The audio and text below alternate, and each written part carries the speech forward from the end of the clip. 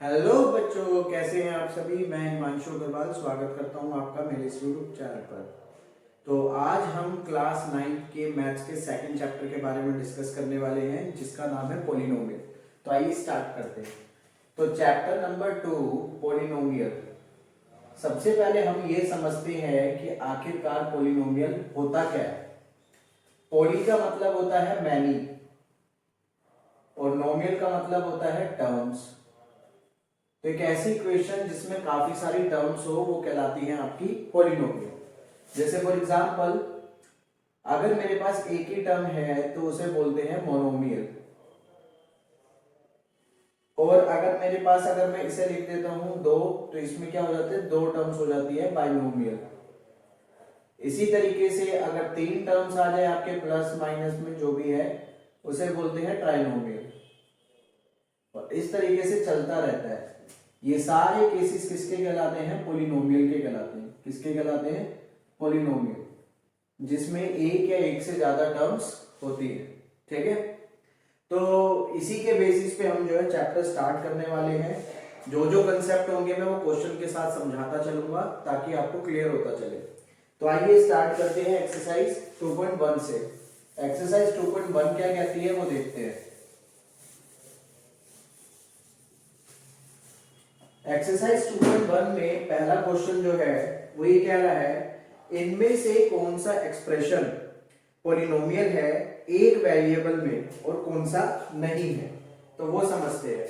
जैसे आपको पहला पार्ट दे रखा है 4x² - 3x + 7। ठीक है, सेकंड दे रखा है आपको y² + √2। Third 3√t + t√2। Fourth y जमा में 2/y। फिफ्थ x की पावर 10 y की पावर 3 जमा t की पावर 50। हमें क्या क्या बतानी है, हमें पहले ये चेक करना है कि ये पॉलिनोमियल है या नहीं है। ठीक है, पहला काम। दूसरा काम, हमें ये चेक करना है कि इसमें वेरिएबल जो है वो एक है या एक से ज्यादा है। तो कैसे चेक करेंगे, देखते हैं। सबसे पहले यहाँ पर देखो, जितने भी वेरिएबल्स होते हैं, जैसे ये वेरिएबल है, एक ये वेरिएबल है ना, x y z t u v, ये सब वेरिएबल्स कहलाते हैं। इनकी पावर में क्या होनी चाहिए, नेचुरल नंबर होनी चाहिए। कितनी होनी चाहिए, नेचुरल नंबर्स या होल नंबर्स बोल लो। ठीक है, जीरो भी काउंट हो जाता है। तो अब इसकी पावर तो कितनी है, 1, और इसकी पावर कितनी है, 2। तो यानी कि ये दोनों चलेंगे, होल नंबर्स है। तो दैट मीन्स ये पूरी इक्वेशन पॉलिनोमियल है। अब वेरिएबल काउंट करते हैं, यहां पर वेरिएबल एक ही है x। तो दैट मीन्स ये क्या हो जाएगी, पॉलिनोमियल विद वन वेरिएबल। ठीक है, विद वन वेरिएबल। वेरिएबल को शॉर्ट में लिख रहा हूं। अब यहां चलते हैं, यहां पर एक वेरिएबल है y और इसकी पावर कितनी है, 2, जो कि चलेगा बिल्कुल। तो दैट मीन्स ये पॉलिनोमियल तो है, पॉलिनोमियल है। क्या वन वेरिएबल है इसमें, कितने वेरिएबल है, एक ही वेरिएबल यूज हो रहा है y, तो yes it is one variable. तो वन वेरिएबल भी है। ठीक है, थर्ड में चलते हैं। यहां पर देखते हैं वेरिएबल एक यहां पर है और एक यहां पर है। √t का मतलब होता है t की पावर 1/2। अब पावर आपकी फ्रैक्शन में आ रही है तो ये पॉलिनोमियल में इंक्लूड नहीं होने वाला। ठीक है, तो यानी कि ये पॉलिनोमियल नहीं है। तो वन वेरिएबल, टू वेरिएबल का तो आगे सवाल ही नहीं उठता। ठीक है, तो उसको तो हम लेंगे ही। अब यहां चलते हैं, यहां देखो एक वेरिएबल यहां है और एक वेरिएबल ये है, इसकी पावर है 1। ठीक है, जब भी नीचे पावर 1 है, इसको हम रीराइट करते हैं तो ये कुछ ऐसे आ जाएगा, y ऊपर आकर -1 बन जाएगा। तो y की पावर नेगेटिव आ रही है, तो दैट मीन्स ये पॉलिनोमियल नहीं है। ये क्या है, पॉलिनोमियल नहीं होगा। ठीक है, अब बात करते हैं लास्ट वाले की। तो इसकी पावर है 10, इसकी पावर है 3, इसकी पावर है 50, सब होल नंबर्स हैं तो ये चल जाएगा। तो ये पॉलिनोमियल तो है, लेकिन वेरिएबल यहाँ पर t है, यहाँ पर y है, यहाँ पर x है, तीन वेरिएबल है। तो क्या वन वेरिएबल वाला केस है, जी नहीं, वन वेरिएबल वाला केस नहीं। तो इस तरीके से एक्सरसाइज 2.1 का हमारा क्वेश्चन नंबर 1 जो है कंप्लीट हुआ। अब चलते हैं क्वेश्चन नंबर 2 की तरफ। अब सेकंड क्वेश्चन में क्या कह रहा है, हमें कोफिशिएंट बताना है एक्स स्क्वायर का हर एक में। तो क्या क्या इक्वेशन है वो देखते हैं। 2 जमा में एक्स जमा में एक्स स्क्वायर, सॉरी उल्टा, चलो कोई बात नहीं, उससे तो कोई फर्क नहीं पड़ना। 2 माइनस एक्स स्क्वायर जमा में एक्स क्यूब, क्वेश्चन नंबर 2 है ये हमारा।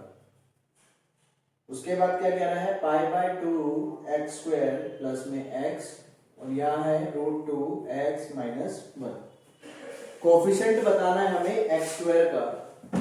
तो कैसे बताएंगे देखते हैं। यहाँ पे गिनना एक्स स्क्वायर कितने हैं, एक एक्स स्क्वायर है, तो यानी कि इसका कोफिशिएंट क्या आ जाएगा, कोफिशिएंट ऑफ एक्स स्क्वायर कितना आ जाएगा यहाँ पर 1।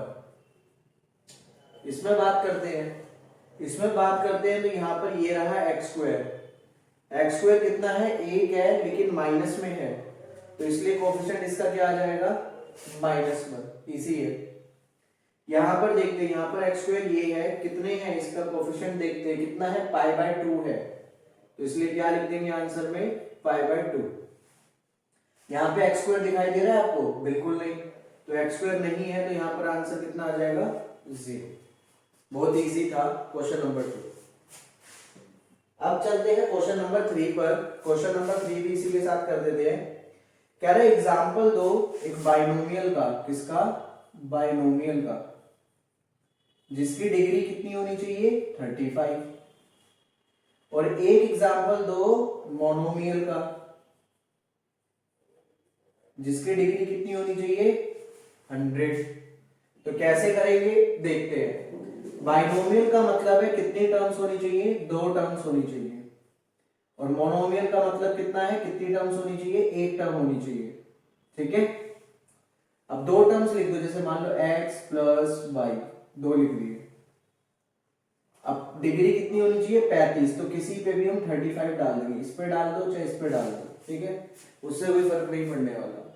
और ये ऐसे आंसर आप बहुत सारे बना सकते हो, इनफिनाइट बना सकते हो। ठीक है, अब बात करते हैं इसकी मोनोमियल की। एक ही होना चाहिए आपके पास, मोनोमियल का मतलब एक ही टर्म होनी चाहिए, और उसकी पावर कितनी लेनी है हमें 100, तो 100 ले लिया। तो क्वेश्चन नंबर 3 भी आपका हो गया। इजी एक्सरसाइज है और इजी चैप्टर है बिल्कुल ही, तो खत्म हो जाएगा फटाफट। क्वेश्चन नंबर 4 पे चलते हैं। क्वेश्चन नंबर 4 क्या कह रहा है वो देखते हैं। क्वेश्चन नंबर 4 में कह रहा है डिग्री लिखो इन सब की। ठीक है भाई, डिग्री लिख देते हैं। ठीक है, यहाँ पे यहाँ से स्टार्ट करते हैं। 5x cube plus 4x square plus 7x, 4 minus Y square, third है 5t माइनस रूट 7, और फोर्थ है 3। यहां पर देखो वेरिएबल एक ये रहा, इनकी पावर देखो ये 1 है, ये 2 है, ये 3 है। मैक्सिमम पावर कितनी आ रही है 3, वो हमारी डिग्री हो जाती है। मैक्सिमम पावर जितनी आती है उतनी हो जाती है। ठीक है 3। अब यहाँ पर एक ही वेरिएबल है, इसकी पावर कितनी है 2, तो 2 आंसर आ जाएगा। यहाँ पे वेरिएबल एक ही है, इसकी पावर कुछ नहीं लिखा ऊपर, तो 1 माना जाता है 1। यहाँ पे वेरिएबल ही नहीं है, तो कितना हो जाएगा 0। अरे बहुत आसान था यार, है। पांचवा क्वेश्चन। पांचवें क्वेश्चन में काफी सारे पार्ट्स है, तो मिटाना पड़ेगा इसको। ठीक है, मिटा देते हैं, आप उतार लो इतने, अगर आपको उतारना है तो। अब चलते हैं क्वेश्चन नंबर 5 में। बताना है कि कोई इक्वेशन लीनियर है, क्वाड्रेटिक है, या फिर क्यूबिक है। मैंने शॉर्टकट में लिख दिया है ना। तो पहला पार्ट क्या कह रहा है, एक्स स्क्वायर जमा में एक्स। सेकेंड पार्ट क्या कह रहा है, X minus X cube. Third part क्या कह रहा है, Y plus Y square plus 4। Next 1 plus X, 3t R square 7x cube. बहुत इजी होने वाला है, देखो जरा। यहां पर अगर पावर हमारी डिग्री 1 आती है तो उसे हम लीनियर बोलते हैं इक्वेशन।